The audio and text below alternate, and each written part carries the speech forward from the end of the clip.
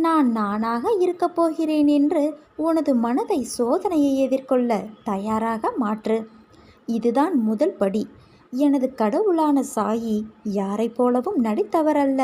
அவர் தனக்கென ஒரு வழியை உருவாக்கி கொண்டு அவராக இருந்து அதை நடைமுறைப்படுத்தி ஜெயித்தவர்.